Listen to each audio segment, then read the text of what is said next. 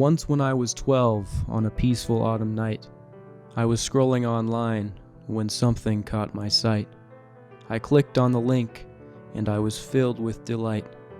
Little did I know, this was the beginning of my plight. Cheeks, milkers, and toes too. A whole new world within my view. So many thick Latinas on my screen. How could I resist touching my ween? Through winter snow or summer rain, my hand was on my worm all the same. As the years flew by, my heart grew weary. After seeing so many Asians getting dug out, I would beat off and then shake someone's hand. I call that a meet and greet. The pattern got worse, but also more sweet. I started searching for their feet. Hear me now, before it's too late. Be very cautious to masturbate, lest you begin to share my fate. Even if it's Tory Black, even if it's Angela White, I implore you, continue the fight. For if you don't stop the nut in time, the nut will begin to control your mind.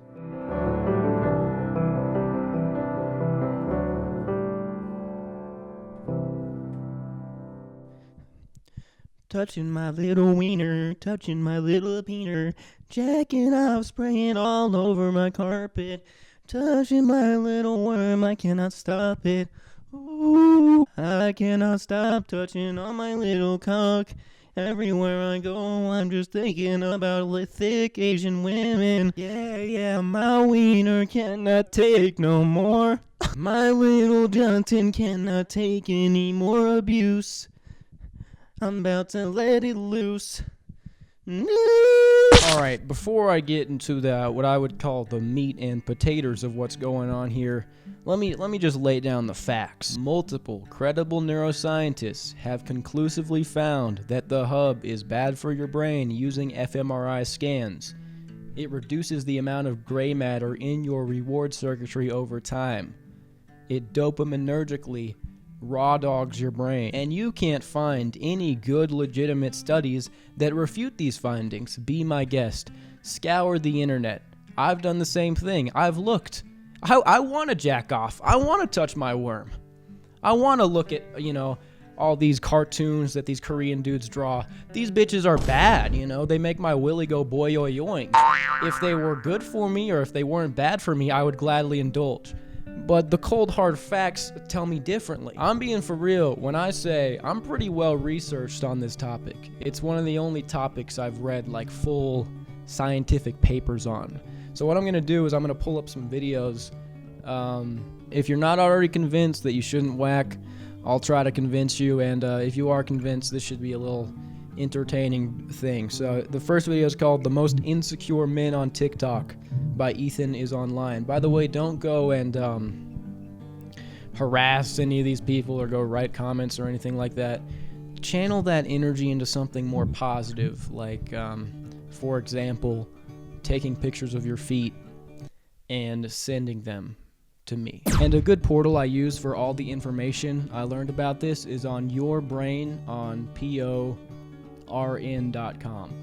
Go look it up. There's all the studies there. To be a winner in life, you gotta do things that winners are doing. And I'll tell you that not being to a fucking screen, I'll tell you that for sure. I like to imagine this is some sort of Interstellar style message to his past self, because oh my god, he is so upset. Stop watching porn. Please, you're ruining your life. Is someone who's happy with themselves doing this? Yes. In fact, I'm probably way more happy than someone who literally thinks doing something that they enjoy is poisonous for you. It must be a pretty miserable way to live.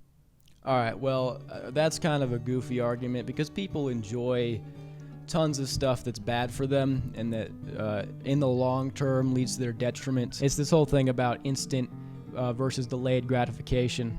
A lot of stuff that's good for you, you actually don't enjoy. I don't like eating vegetables. I don't like working out. I don't like doing any of that shit. The whole reason I do these things is because it feels good after. And if you do the fun equation, you'll find that doing things that's not fun immediately will actually yield more fun in the future. And it's literally draining you of your energy, your confidence, your mental health.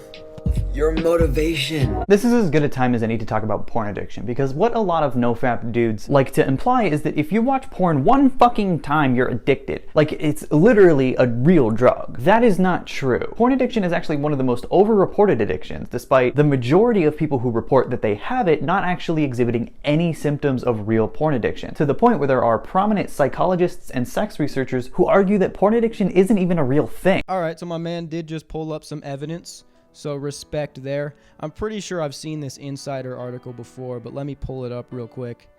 I guarantee what it's going to have is Nicole Prouse. There are 2 big studies that she's done, and these articles cite one of the 2 or both.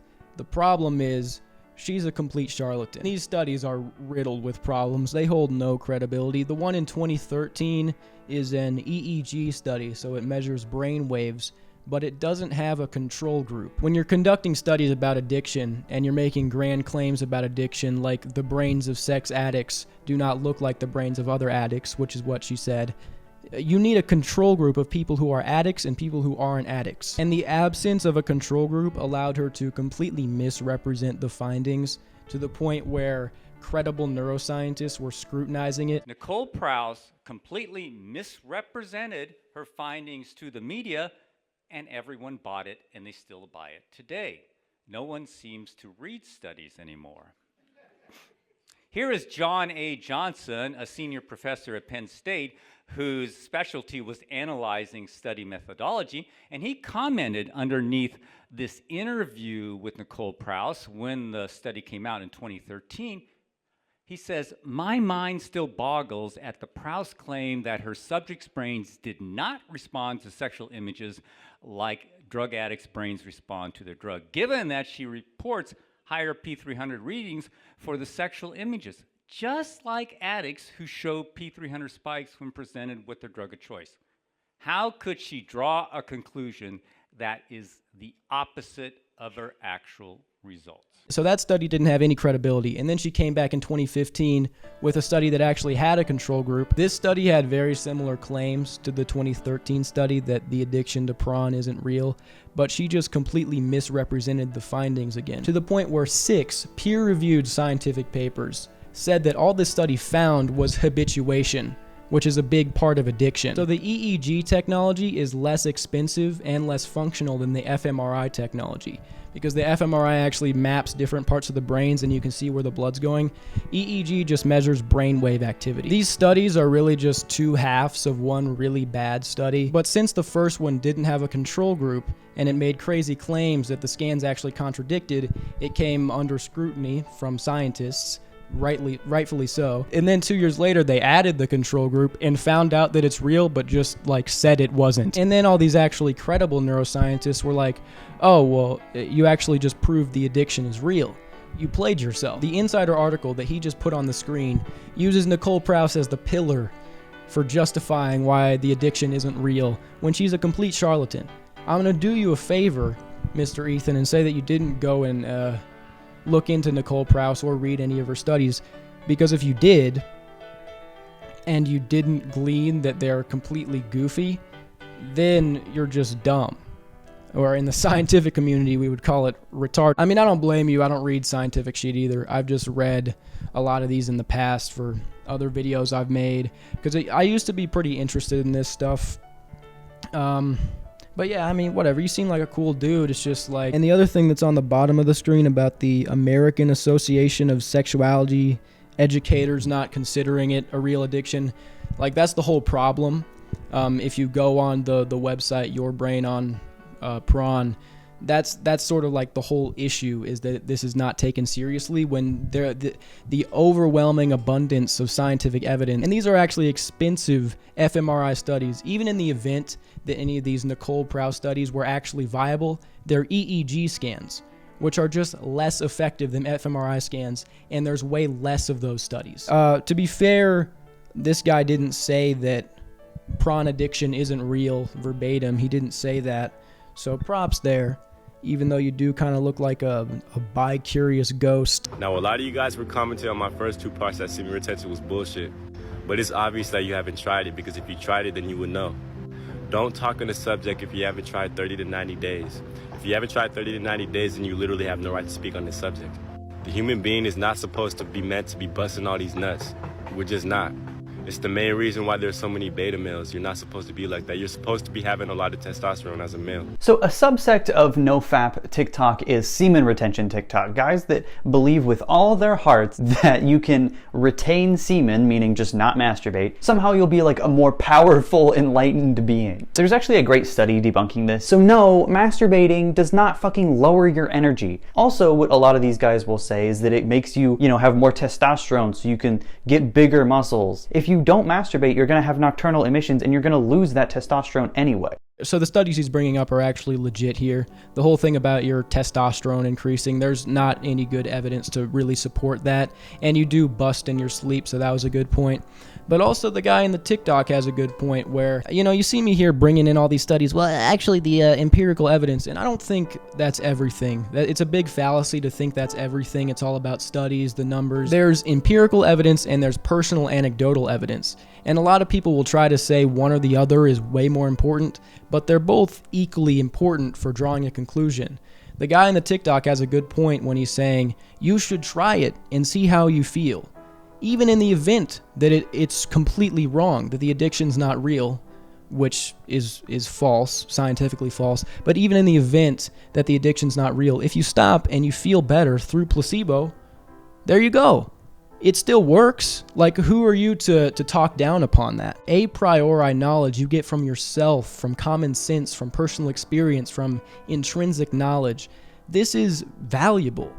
It's not trumped by just studies you can look up online. But also there actually is some evidence supporting that you'll have higher testosterone when you stop if you are addicted. Because when you're in the binge cycle of addiction, it raises your stress a lot. And stress completely kills your testosterone. So that's something. But it's not like intrinsically your nut holds testosterone that flows through your body. All right, the next video is called Does Nofap Work? A Doctor's Perspective. The question is, does it work? I think there are 4 possible mechanisms for the benefits that people are claiming from Nofap. The first one, and the most plausible, is the resetting of dopamine sensitivity in relation to increased sexual novelty that people get from internet pornography. So the dopamine sensitivity and maladaptive response theory is the most evidence-based one. If you look at the rat studies where they're exposed to multiple new female rats, they end up with a progressive desensitization to novel sexual stimulus. The same thing happens in humans through the reward center being short-circuited through quick, on-tap access to sexual novelty. This behavior can very quickly spiral into a binge cycle, where there's the binge, followed by the craving, followed by the numbed pleasure response, and the self-imposed guilt and feeling bad about yourself, and that whole thing just turns into this big cycle. So what I see in the benefits that people get from Nofap looks like that it's people coming from a pathological state into a normal state, and the benefits that they're seeing are really the absence of a pathological behavior. So what he's saying is that all the benefits of Nofap are exclusive to people who once had an addiction. So like what I was saying earlier of like the stress reduction of breaking the addiction allows you to have more testosterone and do all this stuff. And that I would agree. I think he's going against the idea that semen retention itself is like some mystical thing that gives you these abilities. And I would probably agree with that too, because I went for like 10 months. That was my longest streak. And yeah, I mean, I wasn't really getting any fantastic abilities. The question is, do these benefits exist for someone that doesn't have these maladaptive behaviors? I think you're unlikely to see these same kind of benefits. A lot of people who espouse these massive benefits from Nofap will often not realize that maybe that was the lead domino in making a lot of other positive changes in their life, and they assign it all to that one thing. Yeah, so these are good points, and that's a good question if these benefits extend to people who weren't pathological. But I would say that question isn't really important for a lot of guys, because I think the vast majority of young men are addicted. Contrary to what that the last video said about the addiction being the most over-reported, that goes against the evidence that I'm looking at, like the actual reliable evidence that finds that the hub is inherently extremely addictive. It's extremely easy to access, and it gives you a whole lot of dopamine, and it lights up the same parts of the brain that cocaine lights up. Not every guy is addicted, that's not what I'm saying, but most guys are. I'm saying right now, if you're watching this and you're not trying to stop, you are addicted and you're just coping. And you know what? That's actually what No Nut November I think is really good for. If you go the whole month and you make it, you pass, you're not addicted. I would personally advise, even if you're not addicted, to just stay away from hard internetography. The amount of dopamine it releases and the amount of novelty that's accessible is just not good for the human brain. That's what I would say. And the thing is, if you have an addiction, this whole moderation thing doesn't work. Like if you're addicted to cigarettes, you can't just be like, they're fine in moderation, just smoke one every once in a while, because then you're back in the binge cycle. Why I don't even whack off without prawn is that because I used to have an addiction, I find that anytime I whack off at all, even without looking at anything, the next day I'll just have a way more intense urge to go the full mile. So just indulging in it a little bit is a direct pipeline to falling back into the addiction. A normal person probably could smoke a cigarette a couple times a month if they're not addicted, and it won't do anything, right? But I would argue, when it comes to internet, yank films, the vast majority of guys are addicted. So this whole idea of moderation is something that applies to such a minute amount of people who haven't fallen into that trap. And really what you're doing is telling a bunch of addicts it's okay to indulge once in a while, which leads them to they just go crazy. They just go stupid. All right, this next video is called Why Nofap Will Ruin Your Life by Alpha M. If you find something that works for you, that you believe helps you be better, feel better, gentlemen, it doesn't matter what I say. It doesn't matter what your friends say. It doesn't even matter what science says. If it works for you, keep doing it. So now what I'd like to do is actually go over some of the downside to not actually taking care of business when you're feeling the urge to take care of business. And the first reason is it's bad to be super horny all the time because you are going to make some really bad decisions. I think of it as like going shopping when you're hungry, right? Normally, if you're not hungry and you're in the store, right, you're like, yo, I'm cool. I'm just going in to what I came for, chicken, vegetables, right? But if you're hungry, you're like, yo, cookies, chips, I'll take it. Same thing happens if you're not ever doing what you need to do and your energy, right? Your energy gets all built up, right? You start thinking about it all the time,